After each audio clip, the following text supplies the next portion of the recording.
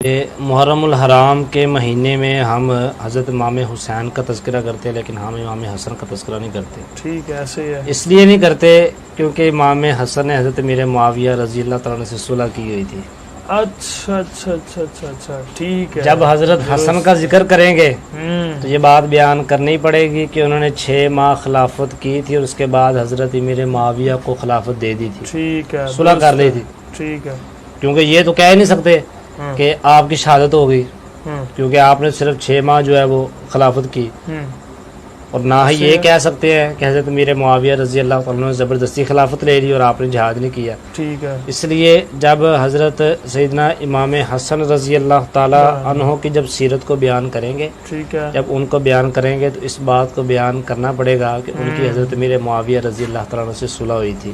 ٹھیک ہے جی، ٹھیک ہے، درست ہے جی۔ اس لیے بیان نہیں کرتے، اس لیے بیان نہیں کرتے کہ اگر یہ بیان کیا لوگوں کی تو مخالفت ہے حضرت امیر معاویہ سے، ٹھیک ہو گیا، ٹھیک ہو بس گیا۔ یہی اسی وجہ سے جو ہے وہ ان کا بیان نہیں کرتے۔ حالانکہ حضرت امام حسن رضی اللہ تعالیٰ عنہ کی فضیلت اگر ہم دیکھیں تو حضرت سیدنا امام حسن رضی اللہ تعالیٰ عنہ سر مبارک سے لے کر تو آدھے جسم تک، ناف تک وہ نبی علیہ الصلوۃ والسلام کے مشابہ تھے، اور ناف سے لے کر نیچے اس تک حضرت سیدنا امام حسین نبی علیہ الصلوۃ والسلام کے مشابہ۔ سبحان اللہ، سبحان اللہ، کیا کتنی بڑی فضیلت ہے۔ سبحان اللہ۔ اب ہم دیکھیں اوپر والے حصے کو ہم اگنور کر دیتے ہیں، چھوڑ دیتے ہیں، اور نیچے والے حصے کو ہم بیان کرتے ہیں۔ ہم ان کی بھی شان کے قائل ہیں، نیچے والے کے ہم انکار نہیں کر رہے، ٹھیک ہے، لیکن ہم کہتے ہیں کہ جس طرح نیچے والے کی شان کو بیان کرتے ہو اسی طرح اوپر والے کی شان کو بھی بیان کرو۔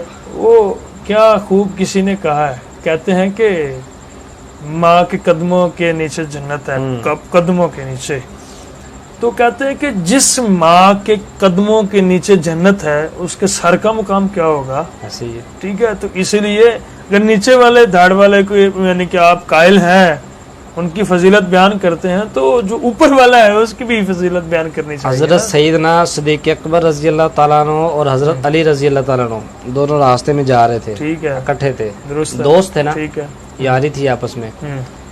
حضرت سیدنا امام حسن رضی اللہ تعالیٰ عنہ کو کھیلتے ہوئے دیکھا۔ اچھا، سیدنا صدیق اکبر نے فرمایا ماشاءاللہ کتنا خوبصورت بچہ ہے، لیکن یہ اپنے نانا پر گیا ہے، اپنے باپ پر نہیں گیا۔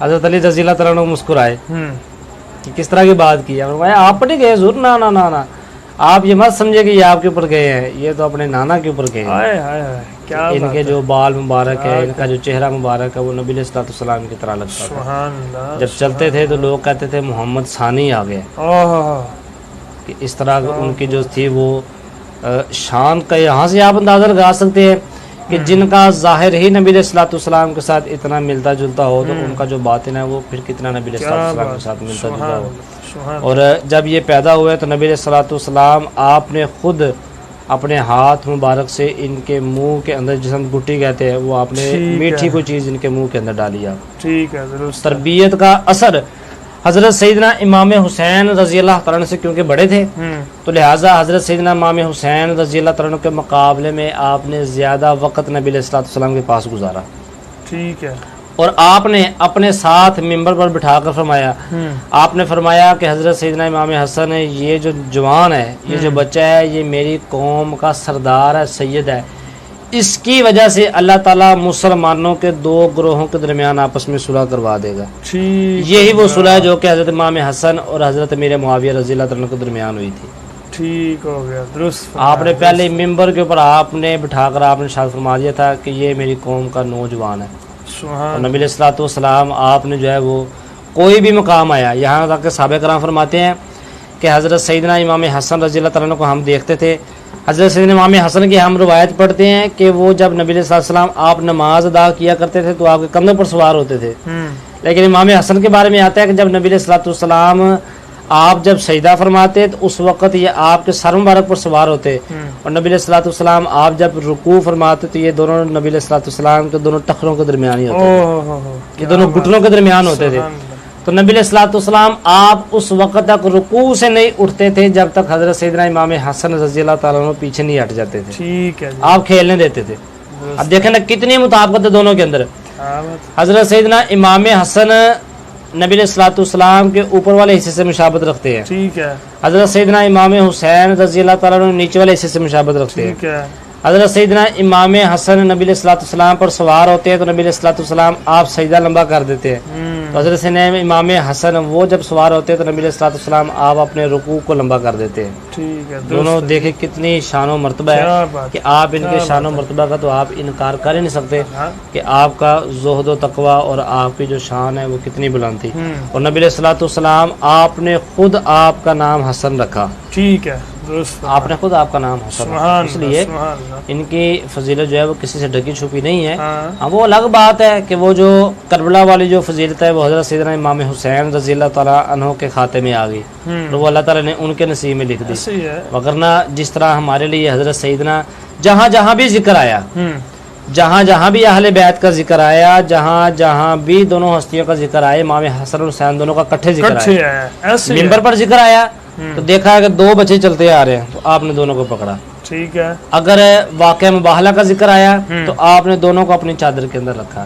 اگر آپ نے اپنی اہل بیت کی شان بیان فرمائی تو آپ نے پھر بھی دونوں کو اپنے پاس رکھا. ٹھیک ہے. کوئی ہی ایسا خاص کوئی موقع ہوگا کہ جہاں پر آپ نے صرف ایک کو ترجیح دی، وگرنہ جہاں جہاں بھی آپ نے تذکرہ کیا آپ نے دونوں ہستیوں کا تذکرہ آپ نے ایک ساتھ ہی کیا. ٹھیک ہے، درست فرمایا. جب نبی علیہ الصلوۃ والسلام آپ کی صحبت کے اندر ساری تربیت پائی، سارا معاملہ کیا، ساری زندگی گزاری، تو اب آپ کس طرح اندازہ لگا سکتے ہیں کہ ان کی جو زندگی ہے وہ شریعت اسلامیہ کے مطابق نہیں ہو سکتی.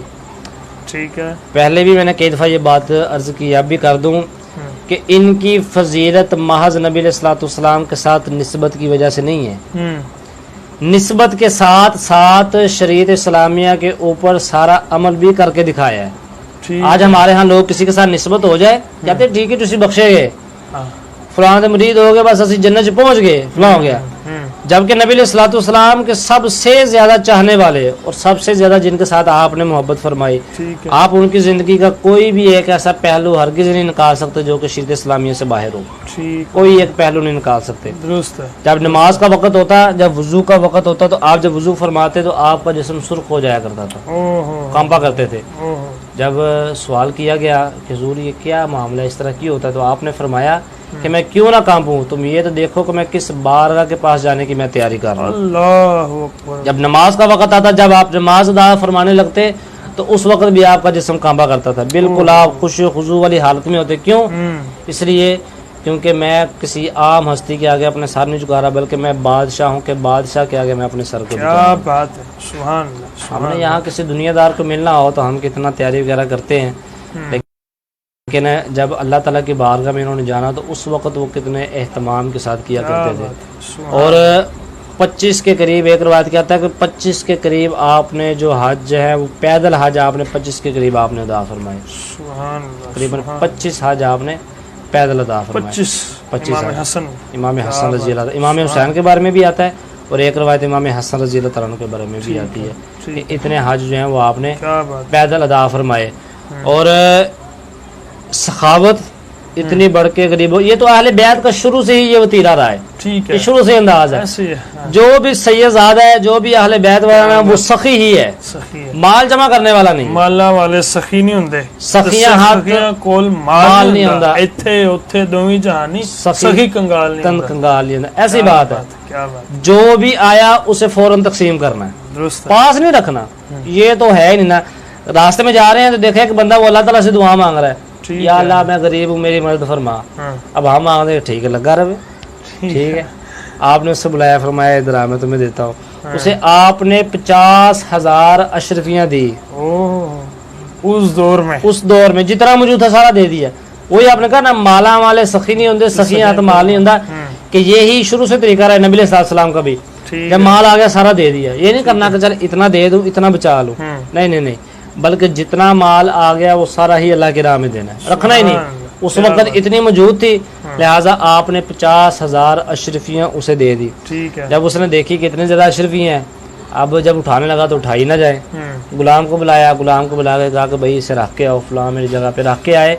جب وہ غلام واپس آیا تو آپ نے اسے پھر غلام کی اجرت بھی دی، مزدوری بھی دی کہ بھائی ہم نے تمہاری وہ خدمت کی ہے، لہٰذا اب جب تم نے غلام کو رکھا ہے کہ غلام تمہارا یہ سارا سامان پہنچائے، تو جب ہم نے باقی پیسے دیے ہیں تو یہ غلام کی اجرت بھی ہم ہی دیں گے. ٹھیک ہو گیا جی. کتنی بڑی سخاوت ہے کہ جو بھی چیز دینی ہے, جو بھی کام کرنا ہے, پھر اس میں اللہ تعالیٰ کی رضا کے لیے آپ نے اپنا سارا کچھ قربان کر دیا. سبحان اللہ. کوئی بھی چیز بھی آپ نے جو ہے وہ نہیں رکھی.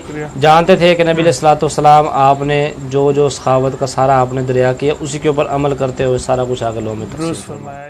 مجھے عشق ہے تو علی سے گئے, مجھے عشق ہے تو حسن سے گئے, مجھے عشق ہے تو حسین سے, مجھے عشق شاہ زمن سے ہے, میں تو پر جھلتا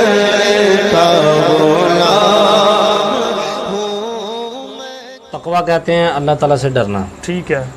اور ڈرنے کا تقاضا یہ ہوتا ہے کہ بندہ ہر وہ کام چھوڑ دے جس سے اللہ تعالیٰ ناراض ہے, ٹھیک ہے. اور بندہ ہر وہ کام کرے جو اللہ تعالیٰ چاہتا ہے. ٹھیک ہے.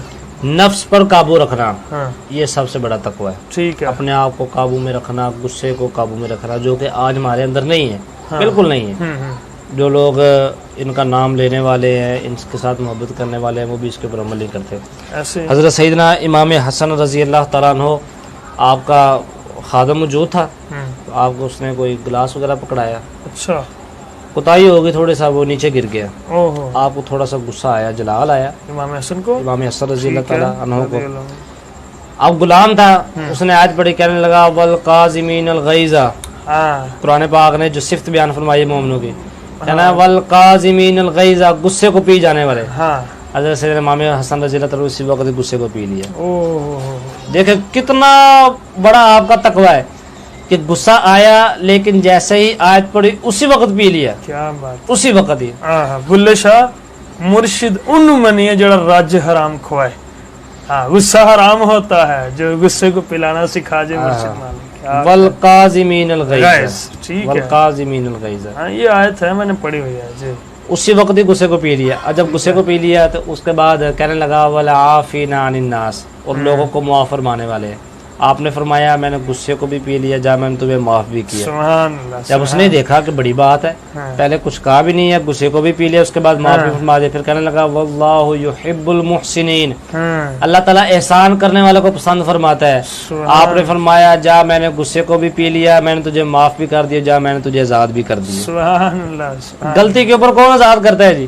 کوئی بھی نہیں کرتا. لوگ تو غلطی کے اوپر سزا دیتے ہیں, بہت لوگ تو سزا دیتے ہیں, ایسے. لیکن یہ حضرت امام حسن رضی اللہ تعالیٰ کا زہد و تقویٰ ہے کہ غلام نے غلطی کی, پہلے غصے کو بھی پی لیا, اس کے بعد معاف بھی کر دی, اس کے بعد آزاد بھی کر دیا. کیا بات ہے جی, کیا اس لیے بات, کیا کہنا. ہم اہل بیت کی شانیں بیان کرتے ہیں, ان کی فضیلتیں بیان کرتے ہیں, لیکن اس کا تقاضا یہ ہے کہ ہم ان کے سیرت و کردار کے اوپر عمل کریں.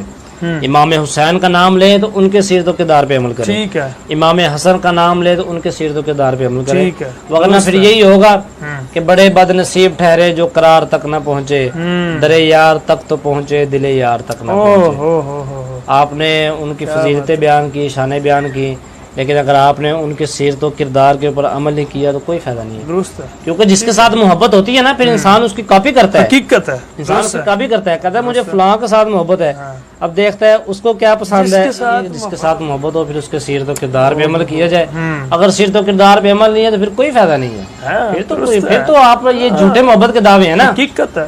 محبوب کے مجھے یہ چیز پسند ہے اور آپ وہ کام نہ کرے کہ مجھے محبت بھی ہے لیکن میں یہ کام نہیں کروں گا, تو یہ تو کوئی نہیں نا.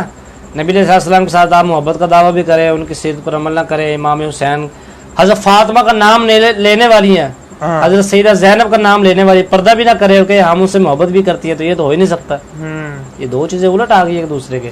اس لیے ان کی شان و عظمت کا تقاضا یہی ہے, مقصد یہ ہوتا ہے کہ وہ شان و ہستیاں بڑی بلند ہیں, اور انہی کے صدقے ہی ہماری بخشش ہونی ہے. ہم ان کے سیرت و کردار پر عمل کریں گے تو اللہ تعالیٰ جو ہے وہ ہمیں اس دنیا میں بھی کامیاب فرمائے گا, اور آخرت میں بھی باری جو ہے وہ بخشش انہی کے